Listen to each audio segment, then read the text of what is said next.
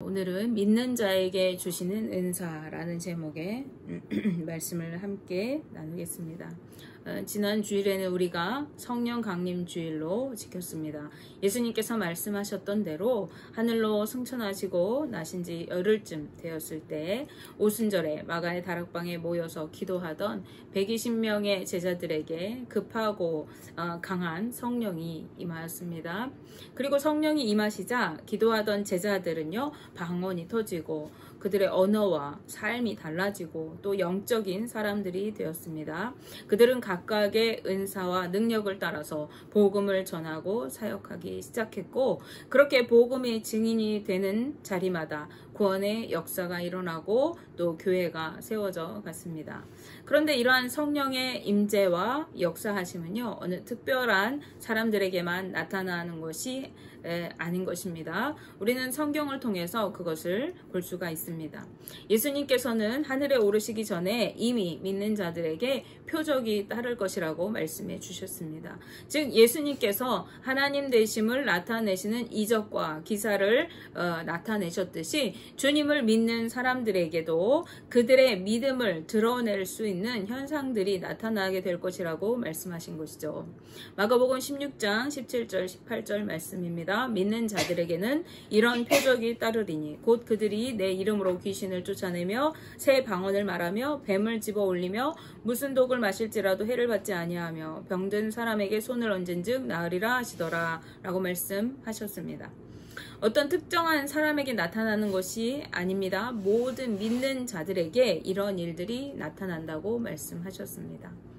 그리고 이보다 앞서서 요한복음 14장 12절 말씀에서도 예수님께서는 힘주어서 이렇게 말씀하셨어요. 말씀을 보시면 내가 진실로 진실로 너에게 이르노니 나를 믿는 자는 내가 하는 일을 그도 할 것이요 또한 그보다 큰 일도 하리니 이는 내가 아버지께로 감이라 라고 말씀하셨습니다. 아멘. 예수님을 믿는 사람은요, 예수님께서 하신 일을 똑같이 할 것이고 심지어 예수님께서 하신 일보다도 더 큰 일을까지도 하게 될 것이라고 말씀해 주신 것입니다. 어떻게 그렇게 할 수가 있을까요? 그 이후에 이어지는 말씀을 보시면 예수님께서는 우리가 예수님의 이름으로, 예수 그리스도의 이름으로 간구할 때, 기도할 때 성령님의 역사를 통해서 그렇게 하신다고 말씀해 주셨던 것입니다. 따라서 성령의 은사는 특별한 몇 명의 사람들에게만 주어지는 것이 아니라 모든 믿는 그리고 믿고 간구하는 자에게 주시는 능력이자 선물인 것입니다. 예수 그리스도를 믿기만 하면 누구에게라도 주시는 것이 바로 이 성령인 것이죠. 그런데 성령의 은사는 그 종류가 제한적이지 않아요. 성령을 받으면 꼭 방언을 해야 된다거나 또 꼭 병을 고친다거나 이렇게 어떠한 특정한 것으로 제한되어 있지 않습니다. 그래서 같은 성령을 받은 사람이라고 할지라도 다 똑같은 은사를 받는 것이 아니라 다양한 형태의 은사로 나타날 수가 있는 것이죠. 성경은 여러 가지 성령의 은사에 대해서 이야기합니다. 특별히 고린도전서 12장 말씀은요, 다양한 은사에 관해서 소개하고 있어요. 그래서 은사장이라고 하는 그러한 별명이 붙은 장이기도 합니다. 여러분이 시간 나실 때 한번 읽어보시면서 나는 어떠한 은사를 하나님 주셨는가, 그 은사를 발견해 보시기를 바랍니다. 어쨌든 우리 믿는 성도들, 특히 예수 그리스도를 구주로 고백하는 사람들에게는, 그런데 물론 이 고백이 입술로만 하는 고백이어서는 안 되겠죠. 정말 마음으로부터 믿어지고 진심으로 고백하는 그러한 사람들을 말씀하는 것입니다. 이렇게 예수 그리스도를 진정으로 믿고 고백하는 사람들에게는 모두가 하나님께서 성령을 부어주셨어요. 그렇기 때문에 저마다 각각의 은사가 다 다르게 있는 것입니다.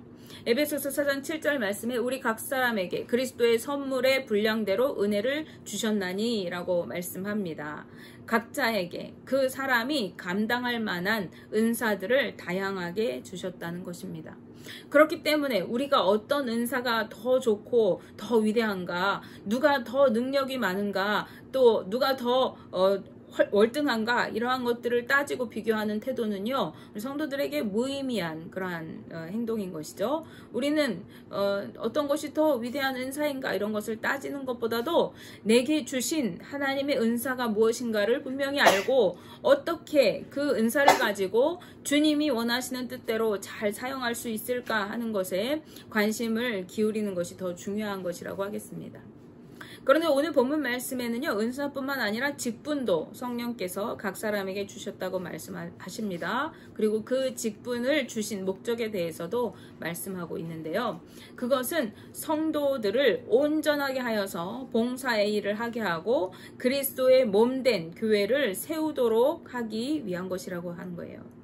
즉 성도들을 믿음과 신앙으로 잘 가르쳐서 믿음으로 온전하게 세워지도록 하고 그 성도들로 하여금 봉사의 일, 섬김의 일을 통해서 그리스도의 몸된 교회를 세워나가도록 하기 위해서 어떤 사람은 하나님의 성령을 따라서 사도로 세우시고 어떤 사람은 선지자로 세우시고 어떤 사람은 복음 전하는 자로 세우시고 또 어떤 사람은 목사와 교사로 세우셨다는 것입니다.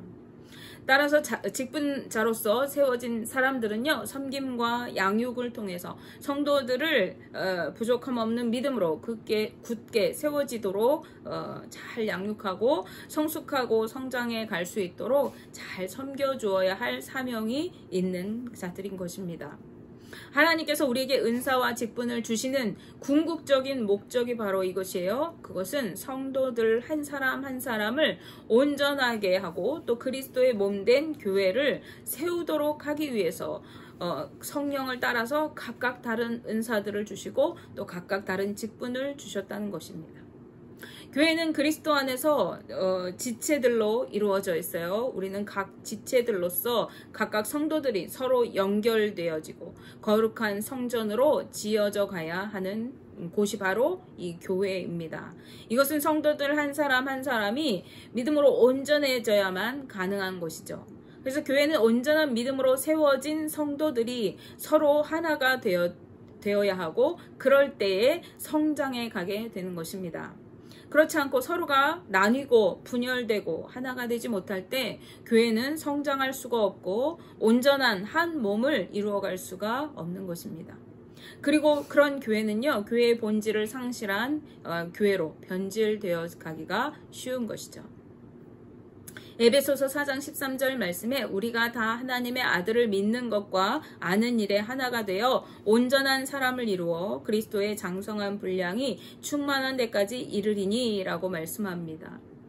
교회는 하나님의 아들이신 예수 그리스도를 믿는 것과 믿음으로 끝나는 것이 아니라 그 하나님의 아들 예수 그리스도에 대해서 아는 일에 하나가 되어야 하는 공동체입니다. 우리의 믿음뿐만 아니라 지식적으로도 우리는 통일성을 이루어야 한다는 뜻이에요. 이 지식은 세상의 학문적인 지식을 말하는 것이 아닙니다. 하나님께서 지혜와 계시를 통해 알게 하시는 지식을 뜻하는 것이에요. 즉 교회는 믿음뿐만 아니라 신학적으로도 통일성을 이루어서 온 교회가 믿음으로 하나 되고 또 신학의 그 가치관으로 하나 되어져야 한다는 거예요. 그렇게 될 때 온전한 사람으로 이 교회가 성장해 나가게 되는 것입니다. 교회가 온전하다는 것은요, 영적으로 더 이상 잘할 것이 없는 성숙한 상태를 뜻하는 것입니다. 다시 말씀드리면 그리스도의 장성한 분량이 충만한 데까지 이르게 되는 것을 뜻하는 거예요. 즉 그리스도를 닮은 모습으로 성장해 나가게 되는 것입니다. 성도들의 신앙은 다른 사람과 비교해서 내가 저 사람보다는 조금 더 나으니까 나는 신앙생활 잘하는 것이겠지 라고 그것으로 만족하는 정도로 살아서는 안 돼요. 우리 성도들은 모든 삶의 부분에서 모든 삶의 영역에서 완전하신 예수 그리스도에게까지 자라가야 하는 것입니다. 우리의 목표는 옆에 있는 다른 사람이 아니라 예수 그리스도인 것이에요. 우리가 그리스도인이라고 말합니다. 우리 성도들을 그리스도인이라고 하는 말의 의미는요, 그리스도를 닮은 사람들이라는 뜻이에요. 성도는 끊임없이 자기를 부인하고 하나님의 형상을 닮은 온전한 모습의 표본인 예수 그리스도를 닮아가도록 성장해가는 사람들인 것이죠.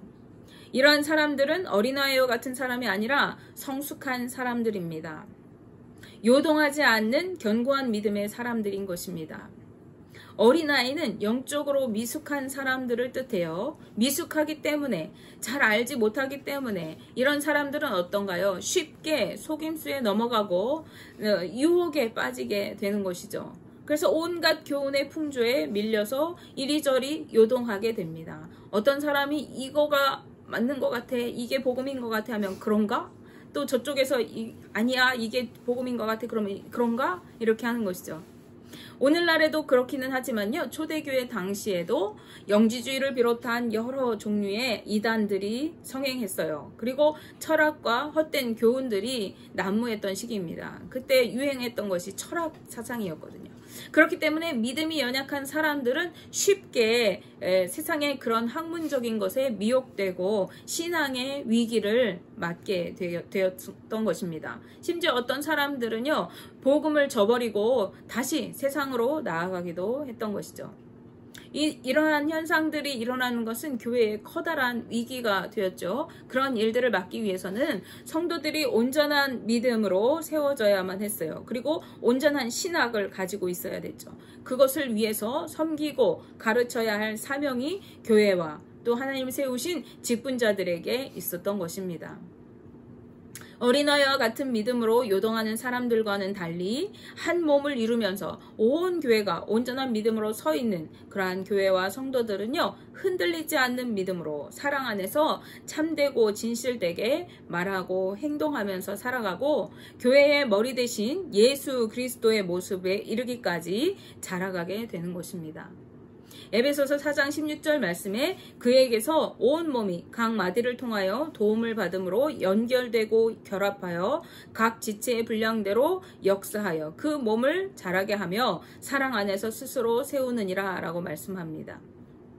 성도들은 예수 그리스도 안에서 성령님의 도우심으로 각 성도가 사랑으로 서로 연결되고 연합되어야 돼요. 그래서 한 몸을 이루어 가야 하는 것입니다. 서로가 서로에게 도움이 되고 서로가 서로를 섬겨주며 사랑의 공동체로 세워져 가야 되는 것이죠. 그렇게 될 때 교회의 머리 대신 예수 그리스도를 닮아가게 되는 것입니다. 즉 성령의 역사를 통해 서로가 조화를 이루면서 균형 있게 성장해가는 건강한 교회가 되는 것이죠. 각각의 성도가 자신의 은사와 직분에 따라서 주님이 주신 능력을 따라서 봉사하고 주어진 일을 성실하게 감당해 나갈 때 교회는 사랑 안에서 스스로 성장하게 되고 세워져 가게 되는 것입니다. 이것은 마치 분업화된 공장의 비유가 될 수 있겠습니다. 분업화가 아주 잘 이루어진 공장을 여러분이 떠올려 보시기 바라요. 이 공장은 어떻습니까? 그곳에서 일하는 사람들은 각자 자기에게 주어진 역할만 잘하면 되는 거예요. 어떤 사람은 물건을 만들고 또 어떤 사람은 그 만들어진 물건에 어떠한 흠집이나 하자가 없는지 잘 점검하고 또 어떤 사람들은 그 만들어진 물건을 잘 포장하는 일을 하는 것이죠. 그래서 어떤 사람은 하루 종일 나사만 조이는 사람이 있는가 하면 어떤 사람은 하루 종일 종이 상자에 테이프를 붙이는 사람도 있는 것입니다. 근데 어쩌면 이런 일들은요, 커다란 공장을 돌리는 그 일 중에서 아주 사소하고 하찮은 일인 것처럼 여겨질 수가 있어요. 그렇죠? 매일 나사만 돌려요. 매일 테이프만 작업해요. 이거 별거 아닌 것 같은 것이죠. 그런데 이 하찮게 여겨지는 한 가지 일들이 전부 모여져야만 비로소 완전한 제품이 생산되고 공장이 온전하게 돌아가게 되는 것이죠.